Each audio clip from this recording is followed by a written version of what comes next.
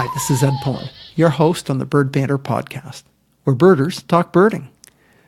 Today, on episode number 4, I'm excited to have Christian Hagenlocher as my guest. Christian's well known in the birding community for his 2016 ABA Big Year, also for the Birding Project, and soon for a book coming out in May. I'm excited to have you here today. Christian, welcome.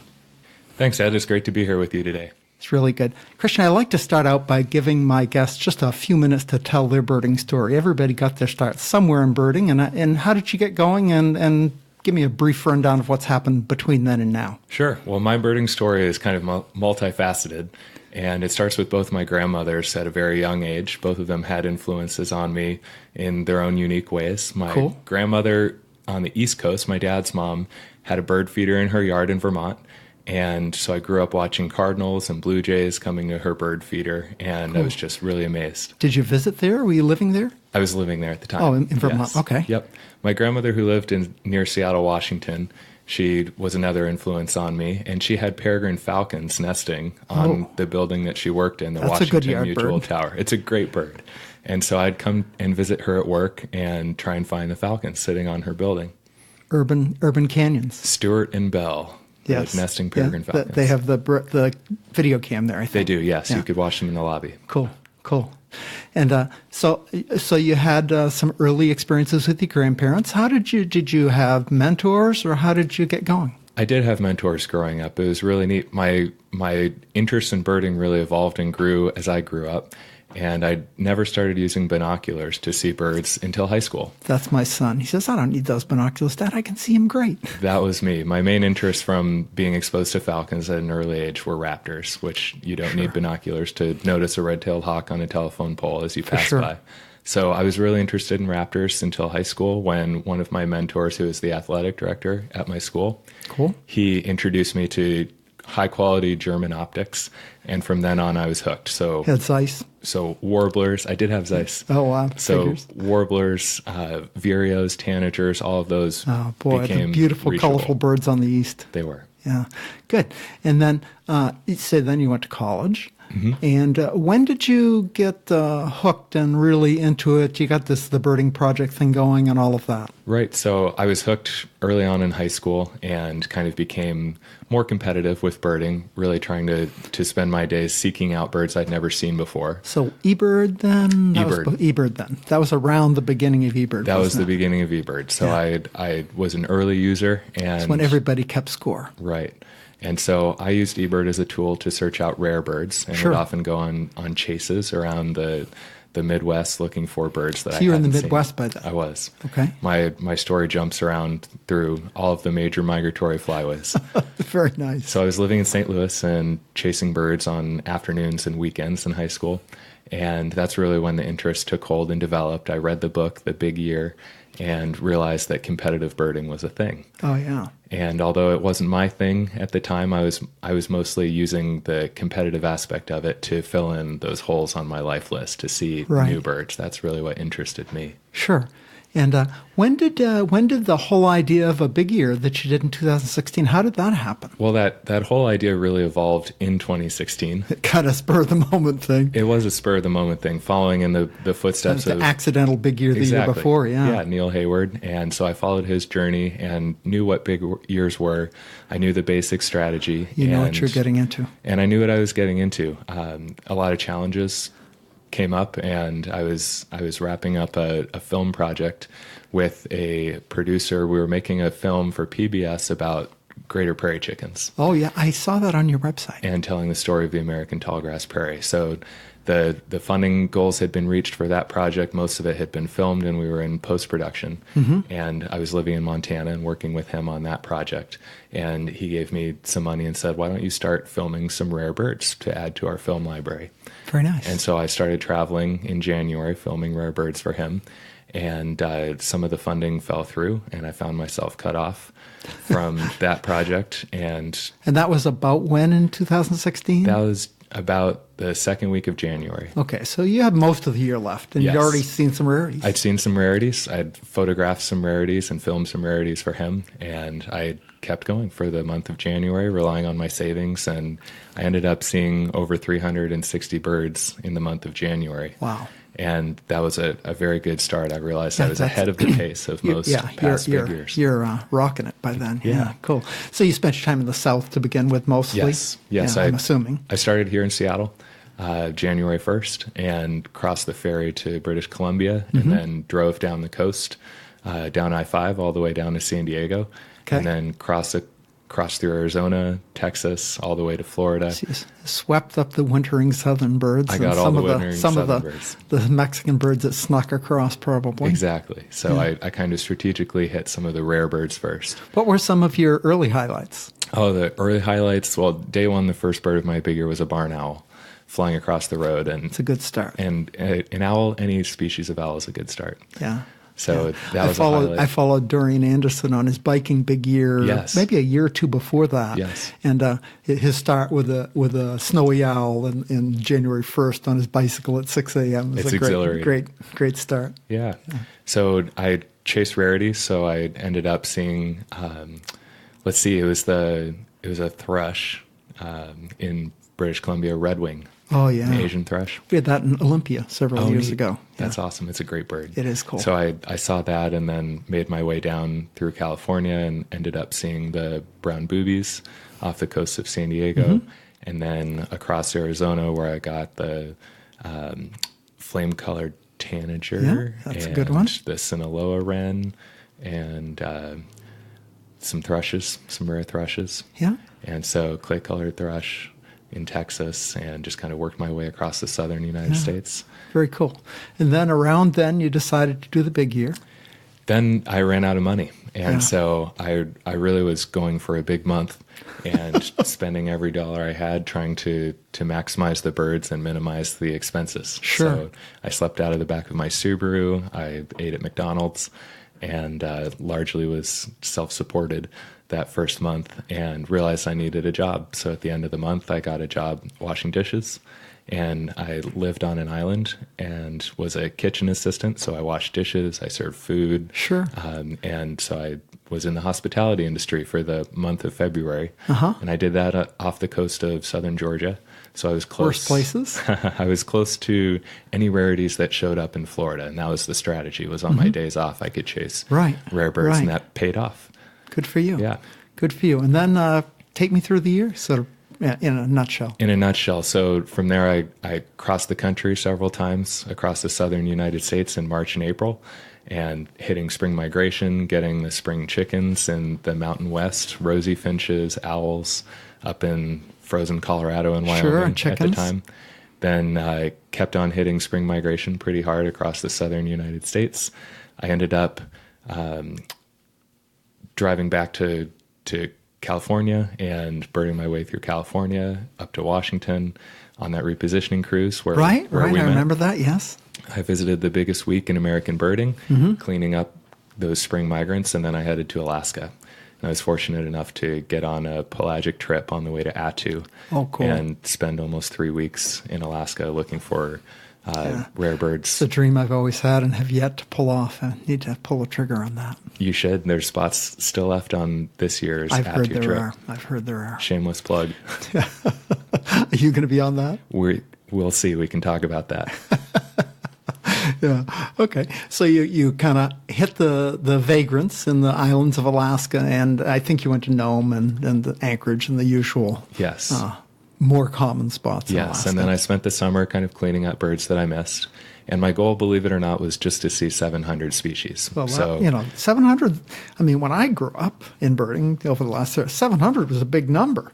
And it still is. It still is a good number. Yeah. But, with some of the splits and the eBird, which just makes it so convenient to hear about things. You don't need to be on a telephone hotline like you used to have to or anything. Exactly. So Technology's you can definitely changed you the can field. hear about them within hours and Right. get to them if you really want to be a lister. Right. And so I spent the summer months cleaning up. I drove across the country from Seattle to Maine and ended up working at Audubon Camp, Hog Island Audubon. Oh, yes. Which is just a very special place, rich in history. Yeah. Roger Torrey Peterson, Ken Kaufman, Scott Weidensaw, all of them. Our local Audubon has sent youth to that occasionally. That's money well spent. It is a great thing. Yeah. So that's a wonderful opportunity. I was privileged to be invited there and spend some time there and see my year Atlantic puffin and razorbill with young teenage birds. Roseate tern. Roseate terns. Probably northern gannet and a few others. Yes. So beautiful spot. Yeah. And I got Bicknell's thrush when I was in New England, which was a life bird despite growing up in Vermont. I just got that a couple of years ago. I grew up in Maine. It's a spectacular bird. It's cool. So summer months I kind of spent cleaning up. I did another Alaska trip to Nome to get the breeding birds. Mm-hmm. And then spent the fall on the island of Gamble, just off the coast of Nome, St. Lawrence Island. Okay. I said it was an island. Gamble's the town that I birded in on St. Lawrence Island.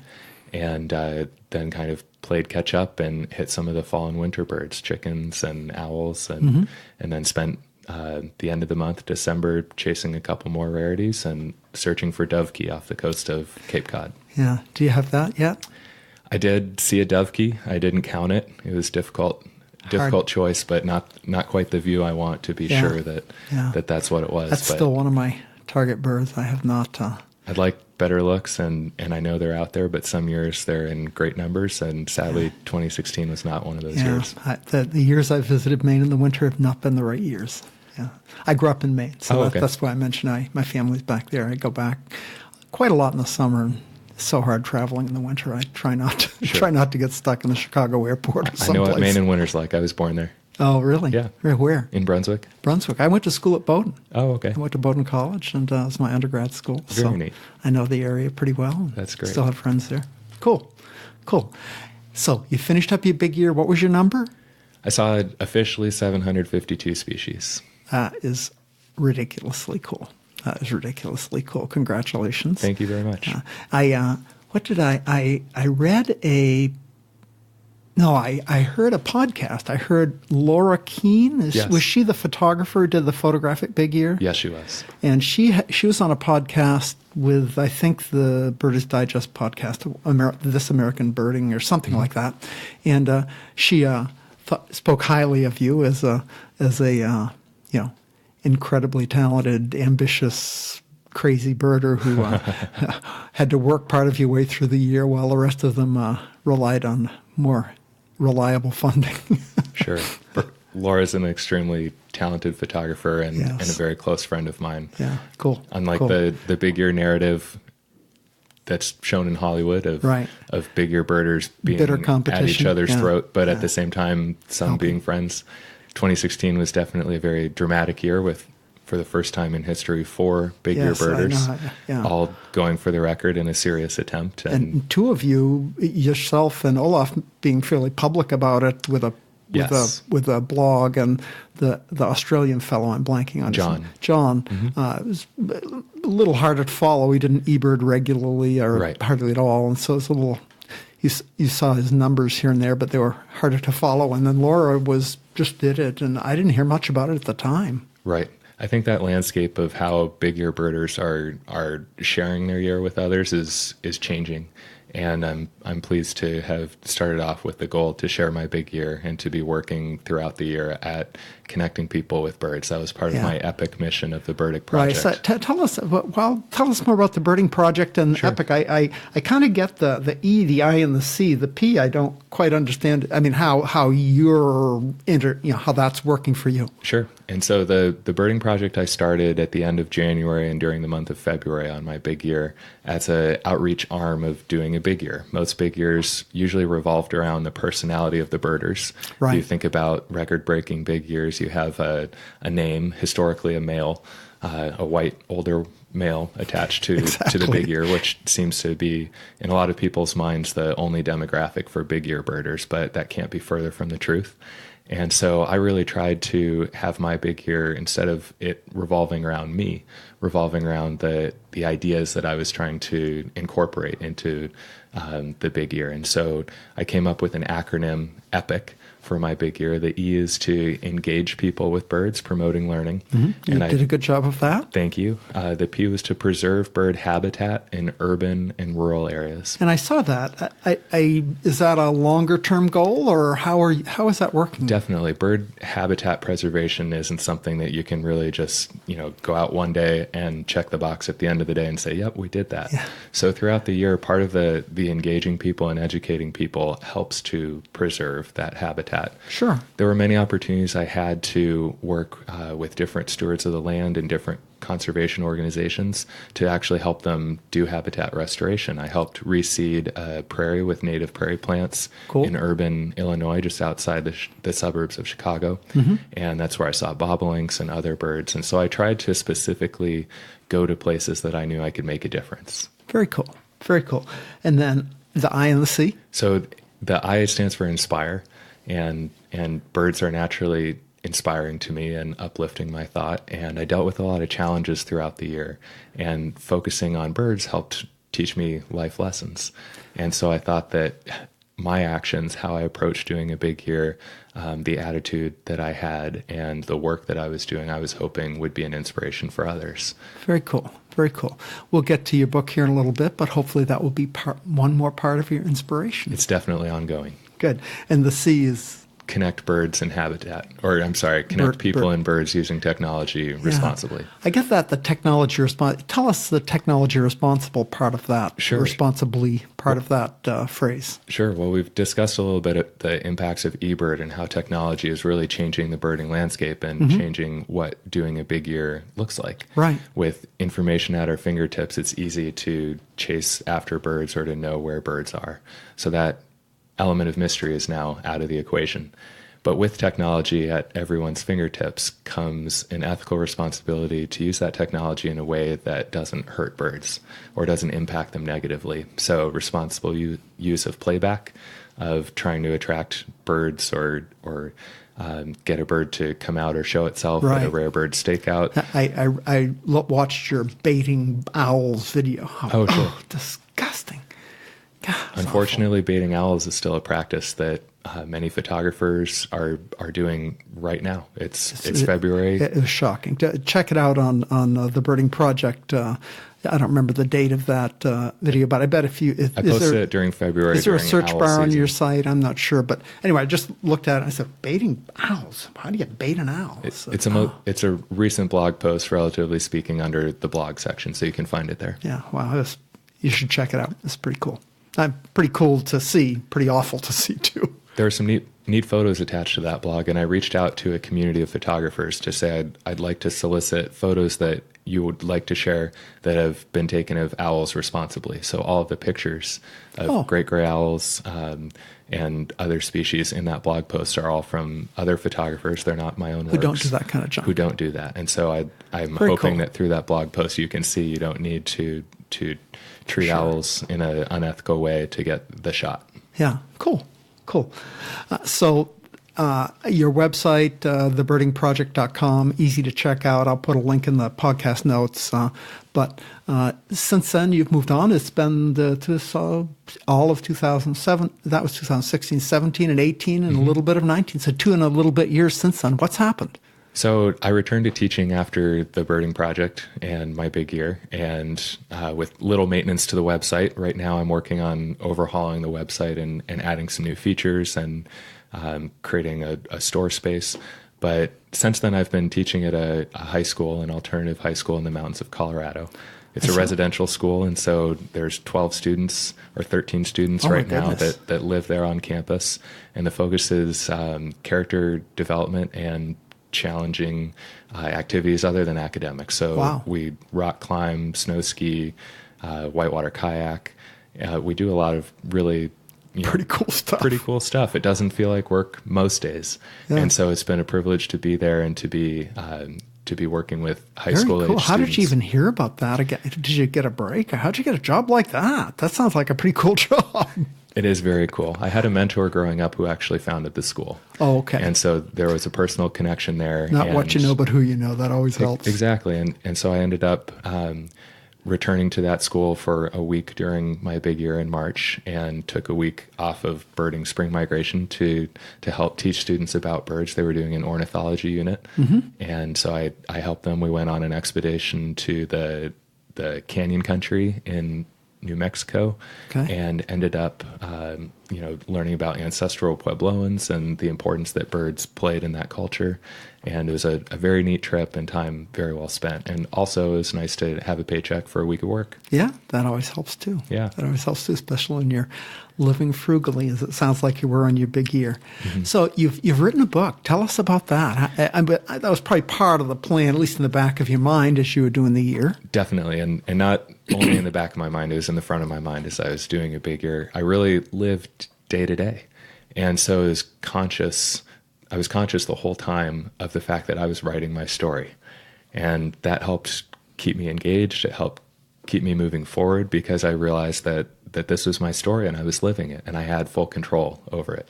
If I got discouraged and gave up and sat in one spot for a week, that was on you. It was on me, and that was my story. And so I wrote each day, and actually wrote a lot of So some of it is, real-time writing almost. Yes. And I've had to edit it and change it now to past tense and make everything in agreement, telling the story now 3 years later. Right. But I wrote a lot of it on the road, on my phone, speaking of technology. Talking to Siri. Not just to Siri, but to voice memos. I recorded my story as I was driving, and a lot of that, as I've tried to listen and take things out of that, the road noise actually overrides a lot of what I was saying. I'm sure. And so it's been fun to fill in those gaps and go back through photos and videos and the blog posts that I wrote on the road during the year and construct most of my story. I remembered that as I followed you during your big year, part of your aim for the year was to interview or meet and talk with, if not interview, a lot of people, birders and other people. Is that part of your book, is talking about some of those things? Or? That's a great question. I referred to some of the things that other birders said or taught me as I was doing these interviews, realizing these underlying truths to what attract people to birds, or what captivate us, or what birds have to teach us. I began to hear themes the more I talked to people. Sure. And realized that those weren't just true for them, but they were also true for me Almost as well. Universal truths. Yeah. And so I share some of those universal truths that echoed out of many voices. But a lot of those interviews I actually recorded on my iPhone and have those interviews. And, very cool. And that's still part of the birding project that has yet to unfold. I'd like to do a book just of those interviews, or some sort of podcast or digital story with all of these different voices. I also photographed portraits of hundreds of birders and took photos of their hands holding their binoculars, which are as unique and individual as the stories that come. On your blog posts as the year went through. Right. That content wasn't engaging to the people that were really following my story, and so I transitioned out of interviewing birders and posting those daily or weekly to less seldom, as I realized people didn't care about other people's stories. They wanted to hear your story. Mine. Yeah. This was your big year. Yeah. So now those people have, or they will have, a book that chronicles my story, and my story is woven in with the other big ear birders, but I've tried to avoid going into, the drama and the different things that are part of the other big ear birders stories. So my book, for those of you that are wanting the juicy details on Olaf and John's rivalry, my book isn't the place for that. That was a little of the not so fun to read about part of that whole year for me. Yeah. And it's interesting because some birders love that, and I get asked questions about them pretty often, and I don't speak in detail of that very often because that's not my story or part of my year. And so I think John is doing another big year now, isn't he? He is, yes. I just, from looking at the eBirds, I'm just, my goodness, he's knocking off birds. So this guy is just crazy. He's crazy in a good way. He's crazy about I don't birds. know him, but I mean, and just he loves North American birds. He's lived in Australia for a long time. He did the biggest big year ever in Australia, yes. and then the biggest big year ever in the ABA, Yes. continental ABA area, and now he's at it again in 5 or 6 years time frame. So Right. holy And mackerel. I think John doing a second ABA big year says something a little bit about big years. The first time he did it, he had an amazing count and a lot of scrutiny on some birds that he saw or the way that he did it. And so the fact that he's doing it again, I really admire, because he's taking a more deliberate approach, being very transparent in his experiences. He's sharing amazing stories of the birds that he's seeing, the people that Does he's he have a meeting. blog or something? He does. I have not followed this year. He does. And I don't want to say what I think it is and have it be wrong. So why don't we just put that in your blog notes? I'll get that to you. Okay, yeah, I'll find that link Yeah. and put it. It's easy. It can't be hard to find. But I think that it says something towards his approach, because he's doing it right this year. Not that he did it wrong the first time, but he's being very meticulous. He's taking a purposeful approach and including others, and so I'm really looking forward to seeing him enjoy this year. Yeah, good for with him. all of the rewards that come from doing it that way. Yeah, yeah.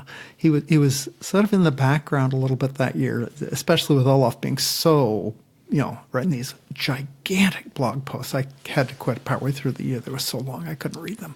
But it was fun to read. I mean, he's a funny guy. And yeah. Anyway, so going forward, you've got a book that's going to come out. I think you told me it's going to come out at the biggest week in birding at Magee Marsh in May. It will, and I've actually created a link on my website yesterday to do a pre-sale. So if you're interested in reserving your copy, I think I'm going to do a limited run of 100 books. Okay. And well, I will make sure I sign up for that right after I record this podcast today, Christian. That sounds good. And so this is the first time I'm announcing my book's title publicly. So you are privileged to hear the title. And it is, drumroll, it is Falcon Freeway. Falcon Freeway, reminiscent of Kingbird Highway. Exactly. Probably not an accident. Exactly. And so for One me, of my favorite books ever, by the way, Ken Kaufman, Kingbird Highway. I think I've read it 5 times. Me It's too. just so cool. It's a beautiful story. It's told well. And the thing is that he did a big year at the end of an era. And so his story is very unique and can't be duplicated or outdone. Right. And so my attempt was not to, outdo Ken Kaufman, because that'll never happen. That would not be a good choice, yes. But I took a similar approach. And so, You did. I mean, so it's a you're similar not, approach. in both a young different era. guys, both kind of doing a big year on a shoestring, both Right. facing some financial challenges. I mean, not completely on. There are corollaries. Yeah. Correlations, whatever. And so I think the title reflects that, a similar story, but in the 21st century. So Yes. technology is a major difference. The fact that I owned a car and was eating something. Had a driver's license. Had a driver's license and eating something a few notches above cat food. Yes. Yeah. Was my story. Yeah, So very cool. So what's next? What do you foresee? How do you've got a career started in the birding industry, so to speak? What's up? So I'm right now focused on getting my book out and plan to continue marketing my book and doing talks around the country. I've been invited to speak at a couple different festivals or events, and so I'm going to pursue those leads. Good. And hopefully travel around the country on a book tour, or maybe you could call it a bird tour, Yeah. and really share my story with the birding community. And I'll be doing some guiding, both at the biggest week and then also professionally. So I saw that you're doing guiding in Colorado and beyond, is what it says on your website. Yes. So the So epicenter if I wanted of my if I wanted to hire you as a guide, how would I get a hold of you? How would I how does that happen? You could contact me through the Birding Project, which is very easy. Just click contact on the Birding Project, Okay. and that sends an email directly to my iPhone, and I'll respond to you as soon as I can. If I'm in the field, there might be a delay, but I'm usually pretty prompt about replying to emails. I'll vouch for that. And I have kind of a unique angle on being able to meet people and guide them other places other than Colorado. My dad is a pilot for Alaska Airlines. Oh, wow. And so that comes with limited flight benefits. I can buy standby tickets a little bit cheaper and fly and meet people in different destinations. So my experience birding around the country really comes There in. aren't that many hot spots you haven't seen, I'm guessing. There's very few. So there's still birds I'm learning. I don't know. Just seeing all of the birds doesn't necessarily make you an expert in all the birds. I hear you. but I'm still learning some areas, and no area is better than others. But Colorado has been my stomping ground since before my big year. I've really grown up in the mountains of Colorado. So if you want a good chicken trip or a good rosy fin trip, you'd probably be a good guy to get a hold of. Or I can suggest someone, if I'm not available, who can give you a great experience. Cool. So you've got a book coming up. You're a guide. You're going to be a traveling speaker at bird festivals. That's a pretty good start to a birding career. And I have an idea that is being worked on as we speak. I'm working on putting together a film about birders traveling to Attu. Oh, wow. And I've realized that many people, as I've gone around and spoken about my big year, people always ask me about Attu. And the price tag of such a trip usually puts going to Attu out of many people's grasp. Yeah, that's kind of been, I'm blessed to be okay financially, but still, that's a big hit. Yeah. And, I'm getting old, and it seems like kind of a rough place to stay. It does. So my goal with making this documentary, this film about Attu, is to bring Attu to you. And the upcoming trip has 2 spaces left. And if I can raise the funds to fill one of those spaces, making the trip viable, I don't think it'll go unless it's a full trip. Hopefully that'll help out the big year birders such as John that are looking to go back. John Lehman or John Weigel? Oh, John Weigel. Yeah. Okay. Yeah, so I'm sorry. That's all right. So this idea is to crowdfund a documentary film about Attu and the birds and the birders that are crazy enough to go there or go back to go there. And so what's June? It's the end of May and early June. End of May, 1st of June. Okay. So I'm going to launch that crowdfunding campaign within the next week on Kickstarter.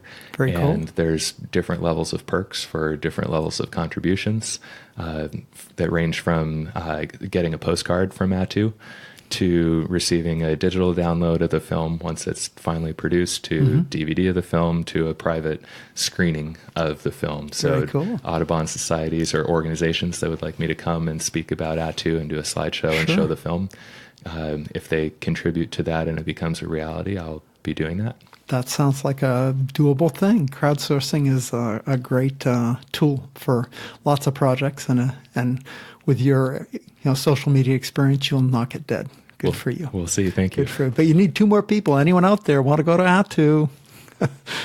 Sign up. That's right. I think it's you can Google Attu and Z Birding Tours. It's a local Seattle-based tour company that is the only tour operator taking trips to Attu. Now, is it a cruise now, or are they still living in the old concrete bunkers? I've heard different ways that's happening now. I would compare it to a pelagic trip, except the boat, I believe, is 72 feet, and it has several different quarters, several different bunk rooms. So you'd be sleeping on the boat. So you sleep on the boat, and then you take an inflatable Zodiac onto the island every day. That's what I suspected. Bird all day, return to the ship for lunch. Going to be a week tour, 2-week tour? I think it's just over 2 weeks because it takes 4 days alone to get to a haul Attu. to get there. Yeah. Yeah, I get a little seasick. I don't know if I could handle that. the Bering Sea can be your friend or be your worst nightmare. So it just depends on the mood of the water. Sounds pretty cool, though. Sounds pretty cool. So I like to wrap up by asking, do you have any advice for young birders, or old birders, or any birders? Oh man, that's a great question. I always have advice, and some of it comes from me and some of it comes from other people. Good. But what I can think of now is really reach out and be part of your birding community. And there's a community out there. It's easy as a young birder to feel like you're the only person that likes birds or birding who's your age. Yeah. And that couldn't be far from the truth. It just might be not true in your immediate vision. And so I was the only person who liked birds my age growing up. But once I realized that there were hundreds of kids like me scattered all over the country, we were all brought together by young birder camps. And so my second piece of advice is, if you're a young birder, or even if you're an adult birder that's looking to network and meet like-minded people, there's a variety of birding camps, both put on by the American Birding Association and also by the National Audubon Society. So we spoke of Hog Island earlier. Hog Island offers both youth and adult programs. I'll be a counselor at a youth program this summer at a birding camp Very cool. for teens called From Mountains to Sea. And so we'll bird from all the way up in the tops of Maine's mountains all the way down to Hog Island and get maybe 150 or 200 species of birds. So if you're Very a teen cool. birder, I believe space is limited. It might even be full for the summer, but What was that called again? it's called the Mountains to Sea Teen Birding Camp. Cool. Yeah. I'm going to interject a little of my own story. Oh gosh, my wife and I were both birders, and my wife who had an advertising agency, and her photographer, Dane Meyer, lives nearby here. And he one time he came to Ken. He said, "My little girl, my daughter Annie Meyer, is she? I think she's going to be a birder. She's like 10 years old, but she is painfully shy, and she just." Do you think you could maybe you could take Annie and me out birding someday? So I had a van, this minivan, and we popped them in the minivan and went birding for a day. And Annie was like crazy good. I mean, she just knew. And she had never she didn't think there was another birder on the planet, I think. And she had said maybe 6 words all day, except to identify birds that I couldn't see and things like that. That's great. And so we, tried to encourage her that, there's a birding community. You should meet, you should really like Charlie Wright. He's like 13 and homeschooled birder who's just ridiculously good birder in Washington, and try to introduce her to this birding community, and she became this fabulous top. I take zero credit. She met Bruce LeBar and Charlie Wright and the Tacoma birding community, and became the most sought after. She was really cute, and the most sought after birding companion, I think, by all the young male birders in the state. And went to Humboldt and got her degree in ornithology, and is now in Central America somewhere doing great research and fabulous things. But it takes a village, and there's a village of birders out there, and you just have to meet them sometimes. Right, and that community exists largely online. Yes. Now, and so the Facebook discussion groups, the networking tools that are available online, I'd say definitely look into those. Yeah, good. Well, anyway, thank you, Christian, so much for coming to talk with me today. Any parting words you'd like to leave? Oh, I told you I'd give you a chance to read from your book, and people would love to hear that. Why don't you do that for us? Well, we talked about Attu, and so I selected an excerpt from the Journey to Attu, and so I'll read that for you. With the eerie, vacant neighborhoods of Adak behind us, the mood hadn't changed much as we steamed through the thick mists of the Bering Sea under the fading midnight light. The Pukuk muscled through the icy chop, riding the liquid mountains up and down. Each slate-covered wave, broken by the broad bow of the 60-foot vessel, generated a booming blow, adding a concerning percussion line to the soundtrack of the engine at full throttle. Preventative seasickness medicine was passed around like candy.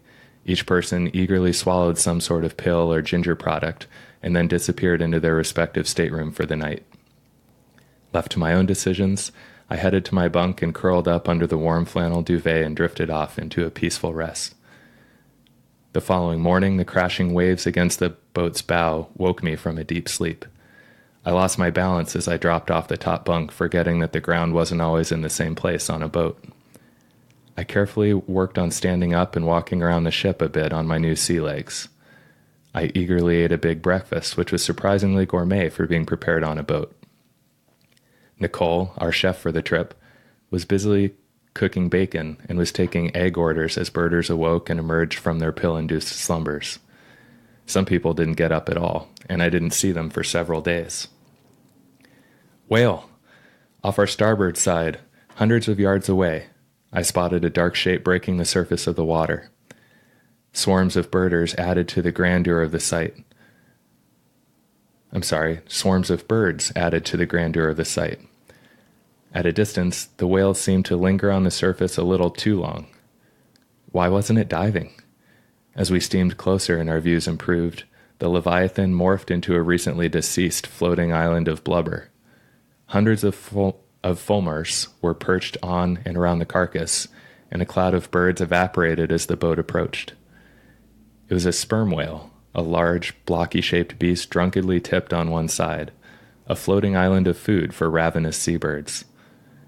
We stuck around long enough to take a few shots, and then the smell kicked in. We resumed our forward march towards the distant wall of fog. Very cool. And you got another gig as a reader. You've got a fabulous voice. Thank oh you. My goodness, I've got the squeaky old man's voice, and you've got a booming, beautiful voice. Cool. Thank you. We'll see if an audiobook comes into play later. I think it could come year. into play. Yeah. Yes, I think that's a good idea. It's a good idea. If you want to record it, come on over. Thank you. I'll make sure I leave links to your social media accounts in the podcast notes below, but just tell us a few of those. Instagram, The Birding Project, Twitter, @BirdingProject. Way cool. Way cool.